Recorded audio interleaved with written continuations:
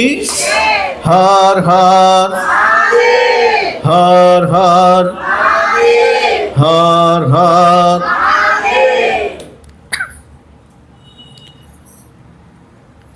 स्वामी कार्तिकेय जी माता पिता से रूठकर क्रौंच नामक पर्वत पर चले जाते हैं। माता पार्वती बहुत दुखी हुई, अपने पति को कहा कि प्रभु पुत्र रूठ गया है, उसके पास चलकर भेंट करनी चाहिए, उसको शांति प्रदान करनी चाहिए। भगवान शिव माता पार्वती को लेकर के क्रौंच पर्वत पर पहुँचे। जैसे ही स्वामी कार्तिकेय को पता चला तो वो वहाँ से भी दूसरे पर्वत पर चले गए। माता पार्वती की भेंट नहीं हुई तो शिव से कहा कि जब तक पुत्र से भेंट नहीं होगी तब तक हम कैलाश नहीं पहुँचेंगे। भगवान शिव फिर वहाँ गए जहाँ स्वामी कार्तिकेय जी थे। उनकी भेंट वहाँ भी नहीं हुई, वहाँ से भी चले गए। तब महादेव जी ने पार्वती को समझाया, ज्ञान का प्रकाश किया और जहाँ जहाँ शिव गए वहाँ वहाँ कार्तिकेय के कारण वो जगह बहुत महत्वपूर्ण बन गई। यहाँ आज चौथवी संहिता, चतुर्थ संहिता समाप्त होती है और पंचम संहिता प्रारंभ होती है। पंचम संहिता में युद्ध खंड है और इसमें बड़ी विलक्षण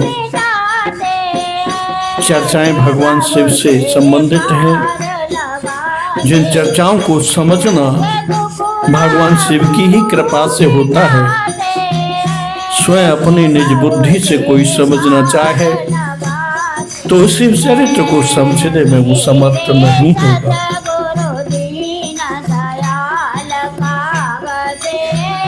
पंचम संहिता में वेद व्यास जी ने सनातन जी से पूछा कि शिव जी का गृहस्थ धर्म हमने सुना, विवाह हुआ वो हमने सुना, स्वामी कार्तिकेय का चरित्र सुना, गणेश जी का चरित्र सुना, बहुत पवित्र लगा, बहुत सुंदर लगा और हमारे मन को बहुत भाने वाला हुआ। पर आगे हम शिव का वो चरित्र सुनना चाहते हैं जो उन्होंने जगत के कल्याणार्थ किया था। सनत कुमार जी ने कहा, यही प्रश्न नारद जी ने ब्रह्मा जी से पूछा और ब्रह्मा जी ने जो कहा वो मैं तुमसे कहता हूँ। तुम ध्यानपूर्वक सावधानी के साथ इस कथा का श्रवण करो। ये कथा जो सुनता है या जो कहता है उसके सभी मनोरथ भगवान शिव पूर्ण करते हैं।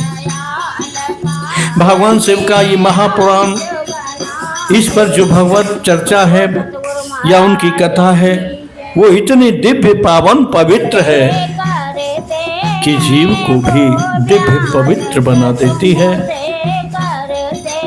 आगे सूर्य जी सोनकार्तिक 88,000 ऋषियों को कहते हैं कि तारकासुर का वध हुआ, देवता बड़े प्रसन्न हुए, सब अपना अपना स्थान और पद पर कार्य करने लगे, तीनों लोग सुखी हो गए। सोनकार्तिक 88,000 ऋषियों ने पूछा कि तीनों लोग तो सुखी हो गए, लेकिन तारकासुर का वध होने पर उसके कुल खानदान का, परिवार का क्या हुआ, उसमें कोई रहा कि नहीं रहा, क्या हुआ, वो चर्चा हम सुनना चाहते हैं, वो भी हमसे सुना। सूत जी ने कहा कि तारकासुर का जब वध हुआ उसके 3 पुत्र थे। पहले का नाम तारकाक्ष, दूसरे का नाम विद्युतमाली और तीसरे का नाम कमलाक्ष था। ये तीनों पिता का अपने सिर से छत्र हटने के बाद बहुत दुखी हुए। इनकी माताओं ने इन्हें ढाढ़स बंधाया और जीवन जीने के लिए कुछ कला सिखाई, जिससे इन्होंने संसार में रहते हुए अपने सभी मनोरथ और भोग का भरपूर आनंद लिया। लेकिन कुछ समय बाद इन्होंने कहा, माँ हम तप करना चाहते हैं, हम तपस्या करें।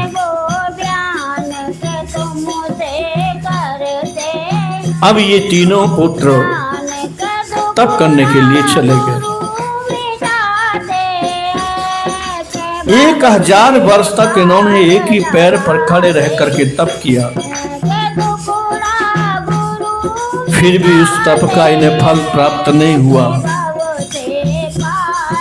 तो फिर आगे ये उस तप को बढ़ाते गए और कठिन तप करते गए।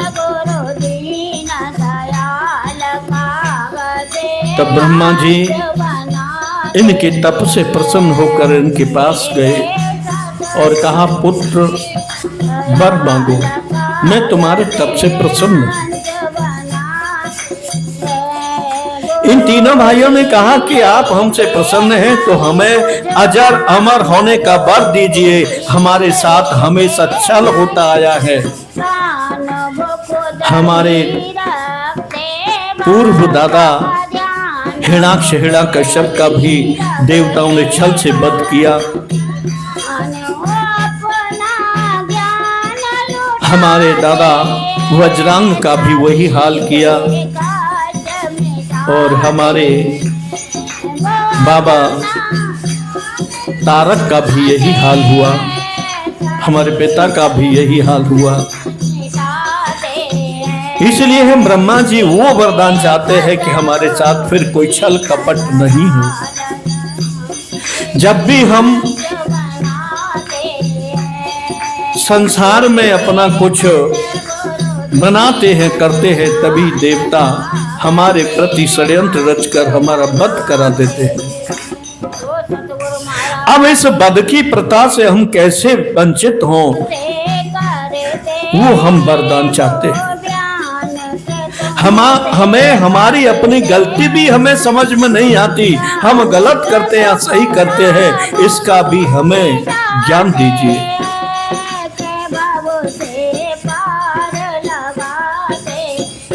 ब्रह्मा जी ने कहा कि हम जिसके भाग्य में जो लिख देते हैं वो उसे भोगना पड़ता है, और तुम लोग शक्ति पाकर फिर उसको सताते हो, डराते हो, धमकाते हो, उसका सब कुछ छीन लेते हो। ये अधर्म नहीं तो क्या है, इसलिए तुम्हारे प्रति षड्यंत्र किया जाता है। तीनों भाइयों ने कहा, हे ब्रह्मदेव, आप जो कहते हैं हमारी बात भी सुन लीजिए। क्या हम बिना भाग्य के यहाँ आते हैं? वो अपने भाग्य में लिखा के लाते हैं और हम तपस्या करके अपने भाग्य में यहाँ लिखवाते हैं।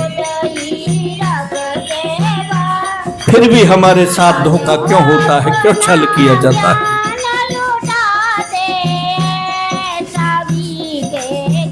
ब्रह्मा जी ने कहा, पहले तुम वरदान मांगो, क्या चाहते हो, तुम्हारी प्रसन्नता कैसे हो, वो मैं तुम्हें वरदान देना चाहता हूं।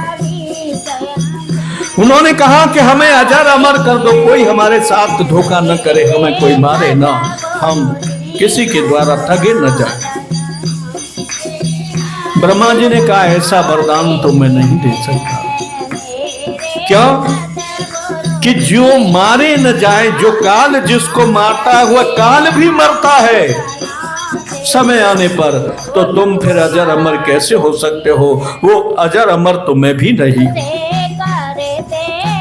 हर किसी को यहाँ अपनी एक आयु होती है, उसको भोगना होता है। फिर उसके बाद इस संसार से इस शरीर को छोड़कर जाना होता है, क्योंकि शरीर उसे उधार में मिलता है, कर्जे में मिलता है। जिसको शरीर कर्जे में मिले, जिसको घर किराए पर मिले और उस घर का किराया ना दे, तो उसे क्या कहेंगे? अधर्मी न कहेंगे, बेईमान नहीं कहेंगे, पापी न कहेंगे। इस शरीर ये 5 तत्वों से बना है घर, और इनका किराया कोई नहीं देता। न कोई पृथ्वी का किराया देता है, न कोई जल का किराया देता है, न कोई वायु का किराया देता है, न कोई सूर्य का किराया देता है, न कोई अग्नि का किराया देता है, न कोई आकाश का किराया देता है।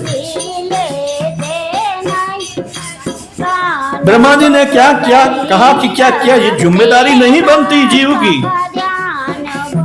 कि तुमको जो चीज मिल रही है उधार में, उसका किराया तो देना होगा। तीनों पुत्रों ने कहा कि किराया लेने के लिए कोई आता ही नहीं, हम दें तो किसको दें? ब्रह्मा जी ने कहा कि किराया लेने के लिए नहीं आता, अच्छी बात है, लेकिन किराया देने की विधि वेद शास्त्रों में तो लिखी है कि वेद में लिखा है कि कैसे इससे मुक्ति प्राप्त की जाए।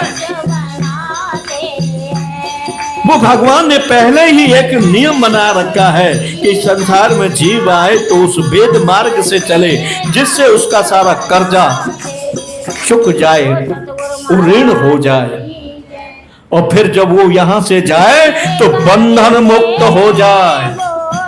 अब कोई व्यक्ति किसी के घर में किराए पर रहता है और वो किराया न दे साल 2 साल, फिर वहां से चला जाए, क्या वो बंधन में नहीं रहेगा? क्या वो मुक्त कहलाएगा? नहीं कहलाएगा। जब भी मिलेगा मकान मालिक को उसको टोकेगा और उससे पैसा मांगेगा। उसी प्रकार से ये जीव जितने यहाँ संसार में रहते हैं अपना कर्जा नहीं चुकाते, और ये जब जाते हैं तो इनसे फिर किराया वसूल वहां किया जाता है और इनको दंड भी दिया जाता है।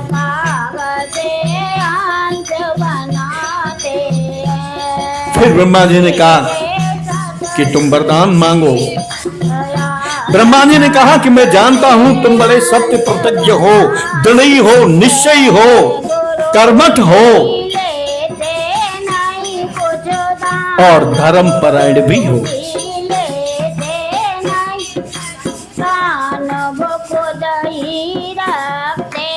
तब तीनों बालकों ने कुछ समय ध्यान अपने अंदर किया और कहा कि ठीक है, हमको कोई मारे भी तो हम शिव के हाथ से ही मारे जाएं।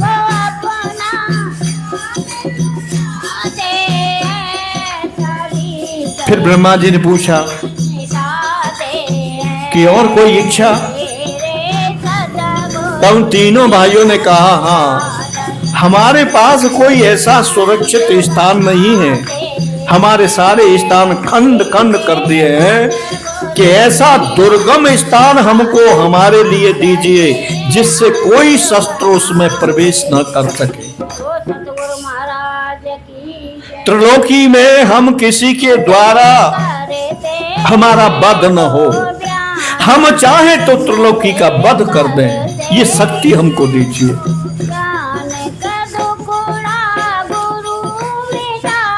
ब्रह्मा जी ने कहा ठीक है, तुमको एक क्षेत्र, एक राजधानी ऐसी दे देते हैं कि वो दुर्गम होगी, उसमें कोई प्रवेश नहीं करेगा, चाहे कोई भी हो शस्त्र भाव से उसमें जाएगा तो तुरंत जलकर भस्म हो जाएगा। तो जो बड़ा था तारकाक्ष, उसके लिए आकाश में स्वर्ण का एक बहुत विशाल विशद एक विमान नुमा महल बना करके उसे दिया, और उसमें राजाओं को जीने के लिए सारी सुविधाएं उपलब्ध थी। दूसरे भाई मझले को चांदी का एक विमान बना कर दिया और उसने वो विमान अपना स्वर्ग में स्थापित कर दिया। तीसरे भाई कमलाक्ष विद्वत माली को लोहे का विमान बना कर दिया, उसने पृथ्वी पर स्थापित कर दिया। तीनों भाइयों ने ब्रह्मा जी से वरदान प्राप्त किए। बड़े खुश हुए। ब्रह्मा जी वरदान देकर के अपने धाम को चले गए। तीनों भाइयों ने आपस में चर्चा की, विचार किया कि हम एक आकाश में रहते हैं, एक स्वर्ग में रहते हैं, एक पृथ्वी पर रहते हैं। हम तीनों भाइयों का राज्य ये तीनों जगह पर स्थापित हो गया।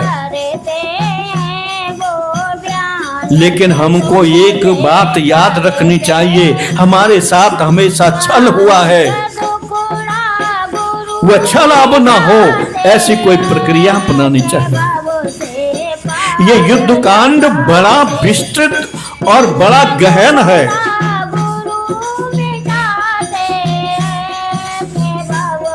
इसे समझना मानो बड़ा ज्ञान प्राप्त कर लिया। अगर ये समझ में आ गया फिर संसार में जन्म मरण का बंधन नहीं होगा। ये अगर प्रकरण समझ लिया, बहुत विस्तृत प्रकरण और बहुत गहन भी प्रकरण है। आज जो चल रहा है इससे ज्यादा कल का गहन होगा।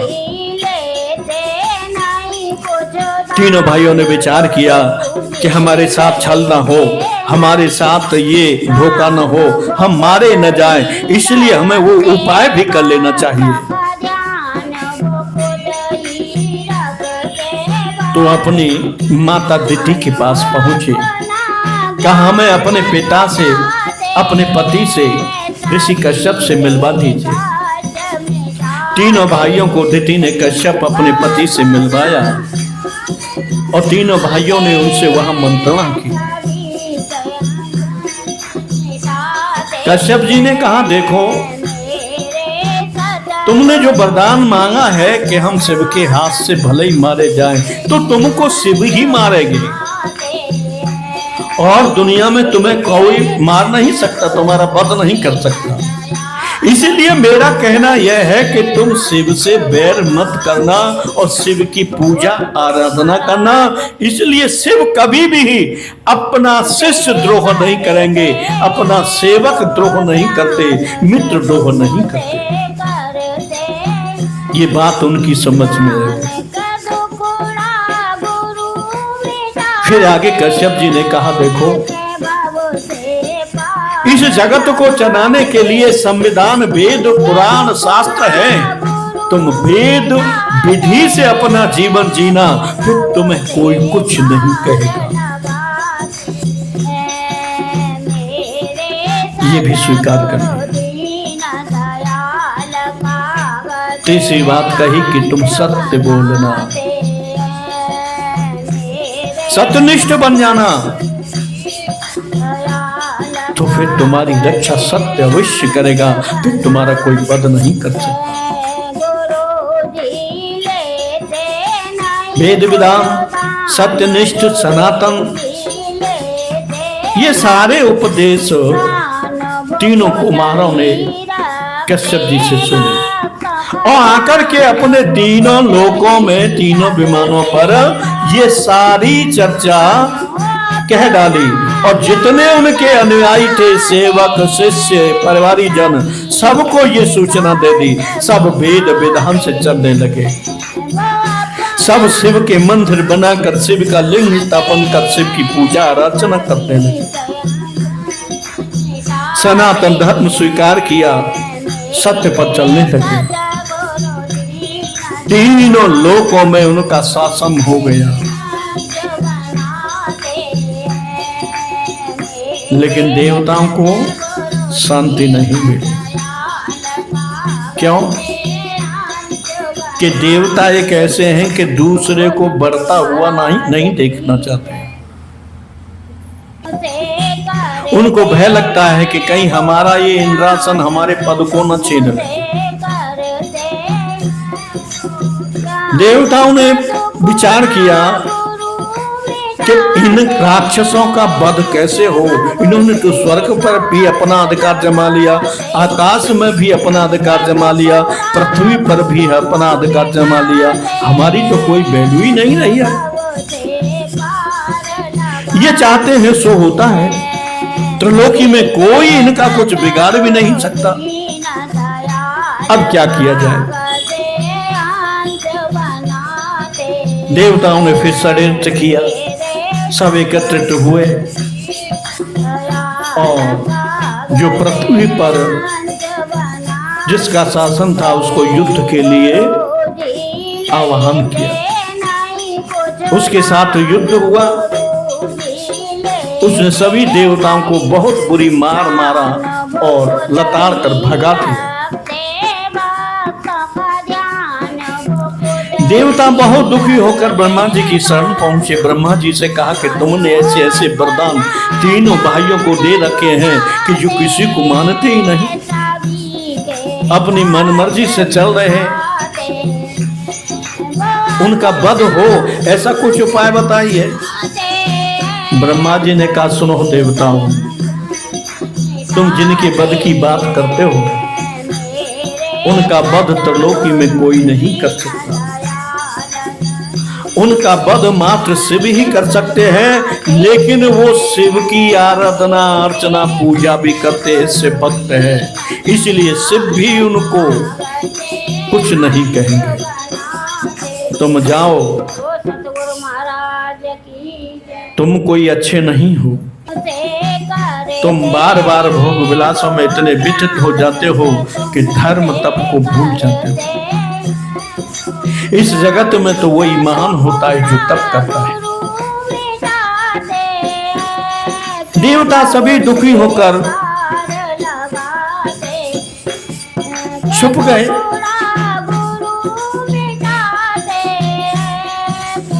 तीनों महाबली महापराक्रमी सनातनी त्रिलोकी में अब तो किसी से भी नहीं डरते। अपने संविधान के अनुसार जो उनका नियम था उससे वो जगत पर शासन करने लगे। देवताओं को जो सुख सुविधा मिलनी चाहिए वो सब तीनों जगह से बंद कर दी। अब देवता भूखे मरने लगे। फिर ब्रह्मा जी के पास पहुंचे, उनकी प्रार्थना की, स्तुति की, क्षमा करो, हमें बचाओ, हमारा कल्याण हो, कुछ न कुछ करो। ब्रह्मा जी ने कहा, मैंने तो वरदान दिया है, मैं तो कुछ नहीं कर सकता, तुम चाहो तो विष्णु के पास चले जाओ, विष्णु तुम्हारी शायद कोई सहायता कर। सभी लोग विष्णु के पास गए। विष्णु जी ने ध्यान धर कर देखा और कहा, भैया इसमें मैं भी कुछ नहीं कर सकता। क्यों? कि इस समय वो बड़े पुण्यात्मा हैं, धर्मात्मा हैं, उनके यहाँ कोई पाप नहीं। जब तक पाप नहीं होगा तब तक हम देवता उसका कुछ बिगाड़ नहीं सकते। और यही नीति इस जगत में पृथ्वी पर भी है। कोई धर्मात्मा हो, पुण्यशाली हो तो देवता भी उसे डरते हैं। इसके कई उदाहरण मिलते हैं।